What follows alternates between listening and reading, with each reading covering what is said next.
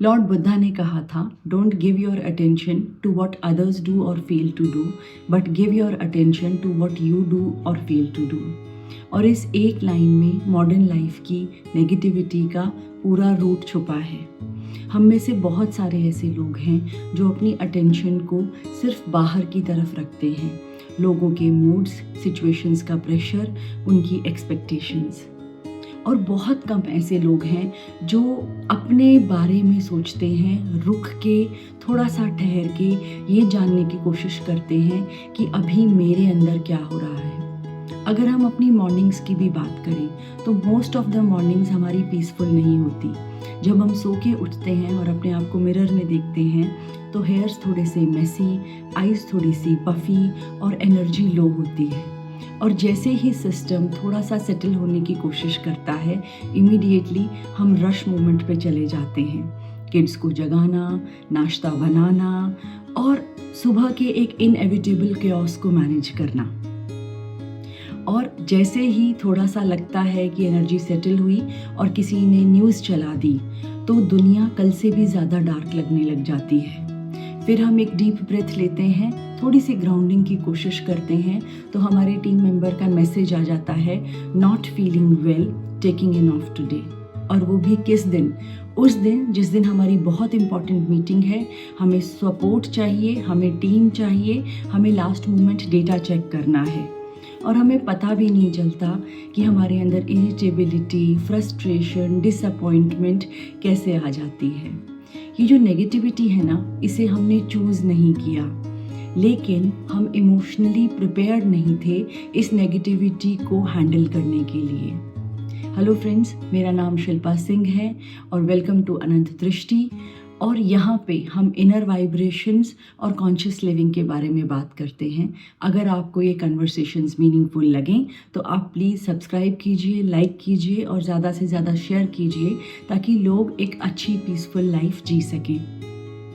आज के पूरे सेशन में हम इसी के बारे में बात करेंगे कि नेगेटिविटी कैसे अराइज होती है, हम उसमें कैसे ट्रैप हो जाते हैं, हम उससे कैसे बचें और अपने आप को एक सेफ पीसफुल एनवायरनमेंट में पूरा दिन बना के रखें। देखिए, जो कोई भी इंसान हो, चाहे वो कितना भी स्पिरिचुअली अलाइंड हो, कितना भी इमोशनली स्ट्रांग हो या वो इंटेलिजेंट हो, 3 तरह की नीड से वो मूव करता है, रिएक्ट करता है। फर्स्ट नीड होती है पीस, जिसे हम कहते हैं शांति की, स्टेबिलिटी की। दूसरी तरह की नीड होती है लव, जिसे हम बोलते हैं इमोशनल कनेक्शन, प्यार। और तीसरी तरह की नीड होती है वैलिडेशन, कि मुझे देखा जाए, मुझे समझा जाए। तो अब हम पहली नीड की बात करते हैं, जो हमारी पीस की नीड है, जो कि ग्राउंडिंग और स्टेबिलिटी की नीड है। ये नीड हमारी जब शेक होती है, जब लास्ट मोमेंट पे हमारे प्लान्स चेंज होते हैं, हमारी अनप्रिडिक्टेबल हो जाती है लाइफ और हमें पता नहीं चलता कि हम उसे कैसे मैनेज करें। जस्ट इमेजिन कीजिए कि आपका डे बहुत पीसफुली प्लान्ड है, अचानक से आपके स्पाउस ने बोला कि 1 घंटे में कुछ लोग खाने पे आ रहे हैं। जस्ट इमेजिन कीजिए कि आप अच्छी प्रेजेंटेशन बना के बैठे हैं, अचानक से बॉस ने बोला कि स्ट्रैटेजी चेंज हो गई है, ये इतने सारे चेंजेस कर दो, 1 घंटे में दोबारा रिव्यू होगा। चेंज चाहे छोटा हो चाहे बड़ा हो, लेकिन जो हमारी बॉडी है उसको अनप्रिडिक्टेबिलिटी फील होती है, जो उसको डेंजर समझती है और बायोलॉजिकली नर्वस सिस्टम में ये चेंज बड़ा ही रजिस्टर होता है। ये वैसा ही चेंज है जैसे हमें डेंजर में सर्वाइवल के टाइम पे फील होता था ओल्ड टाइम्स में। और इसी नीड के शेक होते ही हम डिस्टर्ब हो जाते हैं और एक नेगेटिविटी राइज होती है। जो दूसरी चीज़ है, जो दूसरा कंपोनेंट है, वो है हमारा लव। और लव का क्या मतलब है? लव का मतलब है कि जब हमारा इमोशनल कनेक्शन किसी से भी वीक फील होने लगता है तो हम कहते हैं कि हमारा जो लव का नीड है वो डिस्कम्फर्ट में आ गया और हमें नेगेटिविटी फील होती है। सोचिए, आपके पार्टनर सोशल मीडिया पे स्क्रॉल कर रहे हैं और आप उनसे बात करना चाहते हैं, या आपके फ्रेंड को आपने मैसेज किया और घंटों तक जवाब नहीं आया, या आपका किसी ने मैसेज सुना और आपको रिप्लाई नहीं किया, या किसी ने आपसे कोल्डली बात की। माइंड ऐसे विस्पर करता है कि क्या मुझसे कोई गलती हो गई, क्या मैंने कुछ गलत कर दिया। और ये जो इमोशनल सोरनेस है ना, ये रियल डिस्टेंस से भी ज़्यादा पेनफुल लगता है, फिज़िकल पेन देता है, जो कि आपका इमोशनल डिस्टेंस होता है। और तीसरी नीड है हमारी need for understanding, needs for acknowledging my presence, need for acknowledging my valuable presence in anybody's life.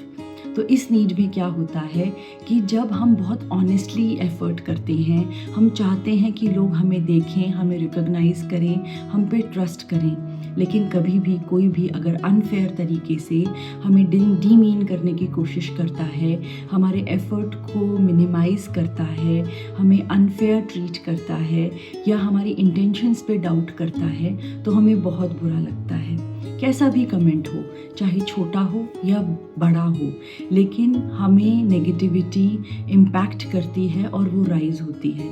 तो ये जो नेगेटिविटी है ना, ये वीकनेस नहीं है, ये एक तरह का सर्वाइवल रिस्पॉन्स है जो हमें ब्रेन देता है कि इस मोमेंट पे मुझे थोड़ी सी और ज़्यादा केयर, थोड़ी सी और ज़्यादा अंडरस्टैंडिंग और थोड़ी सी और ज़्यादा क्लैरिटी चाहिए। हम जो ह्यूमन बीइंग्स होते हैं ना, हम इमोशनल मिरर्स होते हैं। इमोशनल मिरर्स मतलब कि हम एनर्जी को एब्जॉर्ब करते हैं और हमें पता भी नहीं चलता। फॉर एग्ज़ाम्पल, आपने किसी रूम में एंटर किया और वहाँ पे कोई आर्ग्यूमेंट हो रहा है, आपने पार्टिसिपेट भी नहीं किया, पर the moment you felt there कि आपका हार्ट बीट बहुत ज़ोर से बढ़ जाएगा, आपको फील होगा कि कुछ डिस्टर्बिंग है। ऑफिस में एक इरिटेटेड टीम मेंबर पूरी टीम की स्पिरिट को ख़राब कर देता है।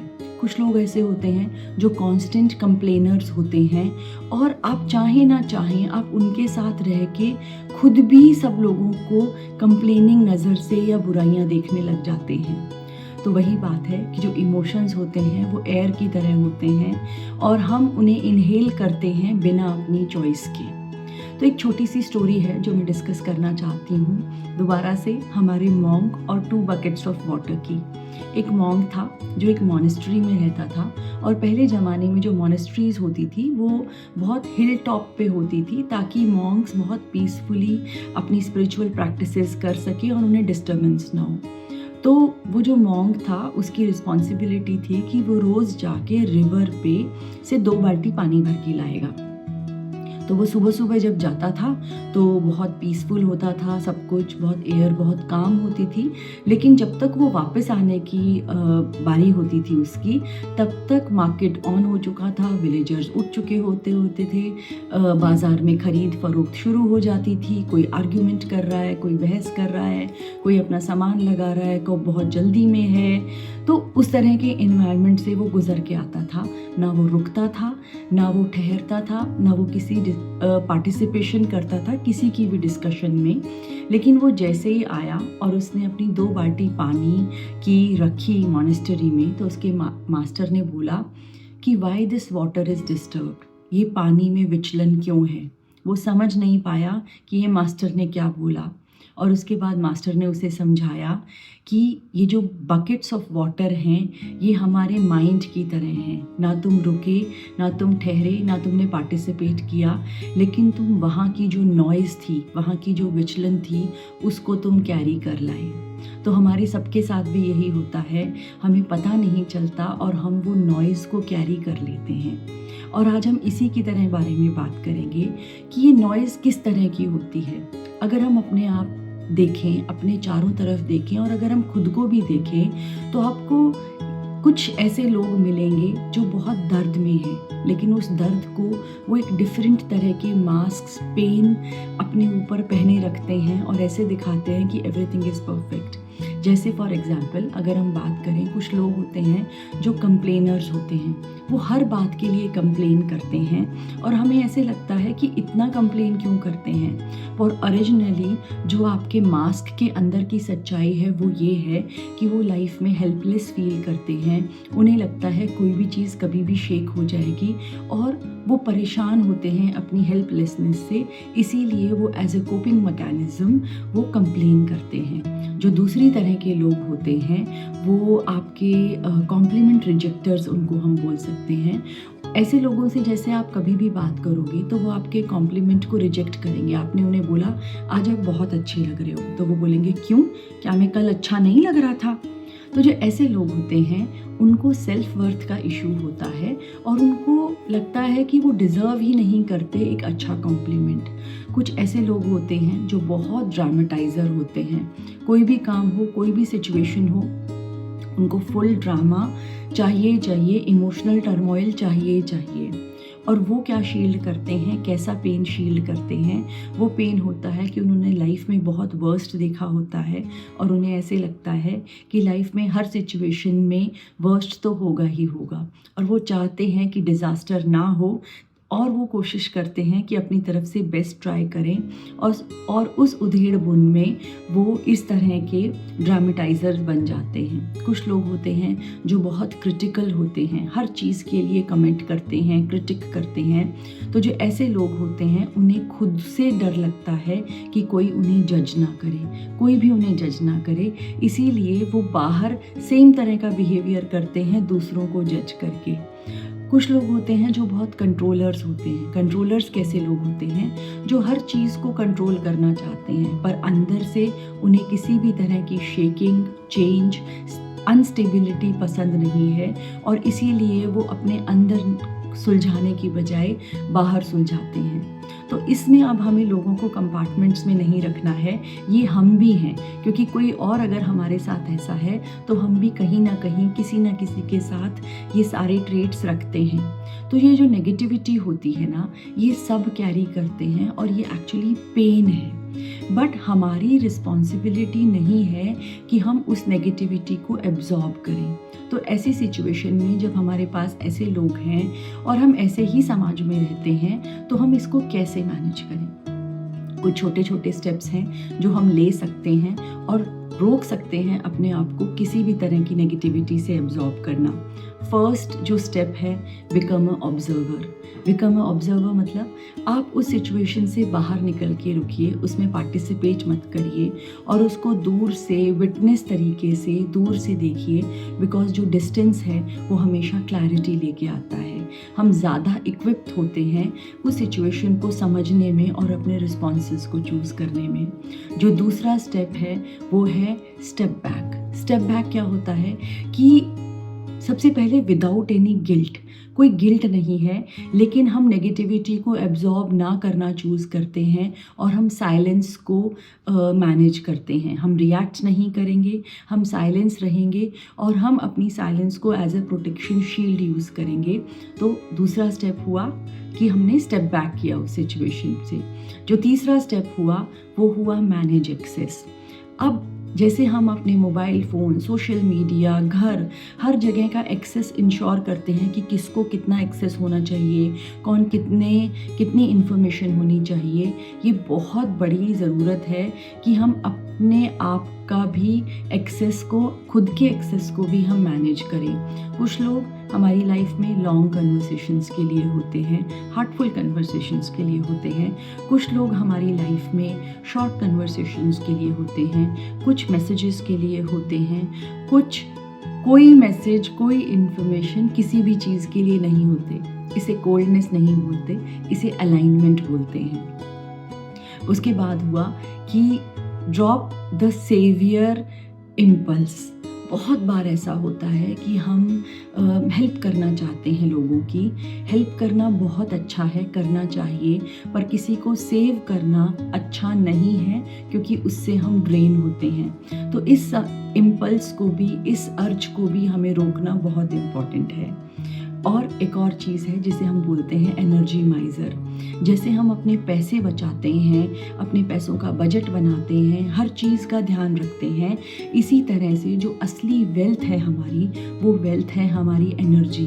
अपनी एनर्जी को बचाइए, माइज़र बनिए, कम से कम यूज़ कीजिए। कभी भी कोई आपको लगता है, आप चूज़ करिए अपना रिस्पॉन्स कि इस सिचुएशन में मुझे रिस्पॉन्ड करना है, नहीं करना है, बोलना है, नहीं बोलना है, कितना कितना जवाब देना है, कब जवाब देना है, और अपनी एनर्जी को प्रोटेक्ट करिए। एक और बहुत अच्छा टूल है जो हमारी स्पिरिचुअल प्रैक्टिसेस में है, जिसको हम बोलते हैं प्राणा बाउंड्रीज। हमारी सबकी बॉडी के चारों तरफ ना कुछ 5 से 6 इंच दूर हमारी बॉडी के अराउंड हमारा प्राणा बॉडी भी होता है, और एक गोल्डन कलर की लाइट से चारों तरफ वो शील्डेड होता है। और वो प्राणा बॉडी एक यूनिवर्स का दिया हुआ हमें गिफ्ट है, जो अच्छी इमोशंस हैं, लव है, अंडरस्टैंडिंग है, पीस है, उनको एंटर करने देता है। लेकिन जो नेगेटिव चीज़ें हैं, हमारा कोई भी हैवी इमोशंस है, वरी है, जेलसी है, हेट्रेड है, ऐसे इमोशंस को आने से रोकता है। तो हमें हमेशा मेंटेन करना है कि जो हमारा प्राणा बॉडी है वो हमेशा अच्छी शेप में रहे, स्ट्रॉन्ग रहे, और हमें बार बार अफर्म करना है कि मेरा प्राणा बॉडी जो है वो सेफ है, वो स्ट्रॉन्ग है। तो अब जब हम अपना प्राणा लूज़ नहीं करेंगे, अपने बॉडी के वाइटल एनर्जी लूज़ नहीं करेंगे, तो जो हमारे अंदर अगर अच्छाई है, मैं दोबारा बोलूँगी, अगर अच्छाई है तो हमारा जो तेजस होगा, हमारा जो ग्लो होगा वो इंक्रीज़ होगा, वो शाइन करेगा, और हम भी अपने आप को शाइन करता हुआ पाएंगे। तो कोई छोटी सी एक प्रैक्टिस है, सिर्फ 30 सेकेंड्स की प्रैक्टिस है। जब भी कोई आपको लगे, आप घर से निकलने से पहले, या आपको लगे कि एनर्जी बहुत हैवी हो रही है, इमोशनल ओवरलोड हो रहा है लोगों की एक्सपेक्टेशंस का और चीज़ों का, तो ये 30 सेकेंड्स की एक्सरसाइज को आप कर सकते हैं। करना क्या है, सबसे पहले 5 सेकेंड के लिए ठहर जाना है, ताकि आपका जो प्राणा है वो सेटल हो जाए। स्टेप 2 है कि एक डीप क्लींजिंग ब्रेथ लेनी है। एक बहुत गहरा सांस लें अपने नोज़ से, और एक्सहेल करें अपने माउथ से, और फील करें कि माउथ से जितनी भी डर्टी डार्क एनर्जी है वो ब्लैक क्लाउड के रूप में आपकी बॉडी से निकल गई है। अब आप अंदर से क्लीन हैं। अब अपने चारों तरफ एक गोल्डन कलर की अपने बॉडी से 5 से 6 इंच दूर एक शील्ड बनाएं, और उस शील्ड को देखें, विजुअलाइज करें कि वो बहुत स्ट्रॉन्ग है, बहुत शाइनिंग है, बहुत लाइट है, और अपने आप को अफर्म करें कि my prana is strong and only light can enter in my prana. यानी कि मेरा प्राणा स्ट्रॉन्ग है और सिर्फ लाइट और अच्छी चीज़ें मेरी बॉडी में आ सकती हैं। और बस उसके बाद थैंक यू बोलें यूनिवर्स को, और अपने आप को फील करें, अपनी बॉडी को, कि जो आपके शोल्डर्स हैं वो आपके ईजन आउट हो गए हैं, आपका जो ब्रेथ है वो रिलैक्स्ड हो गया है, और इस तरह से आपकी एनर्जी प्रोटेक्टेड है। और थैंक यू बोल के और उसको रिलीज़ करिए, क्योंकि जितना ज़्यादा हम अपने आप को प्रोटेक्टेड रखेंगे, कम एब्जॉर्ब करेंगे, अंदर की एनर्जी को बचाएंगे, उतना ज़्यादा हम राइज करेंगे। और यही सच है कि हमें हैवीनेस को नहीं लेना है, और हमें अपनी लाइफ में बहुत बहुत ज़्यादा अवेयर रहना है। तो नेगेटिविटी कोशिश करनी है कि अंदर भी ना बने और बाहर से भी ना आए। आज के लिए बस इतना ही। आपका साथ बहुत अच्छा है। Thank you. Until then, stay peaceful, stay aware. Thank you so much.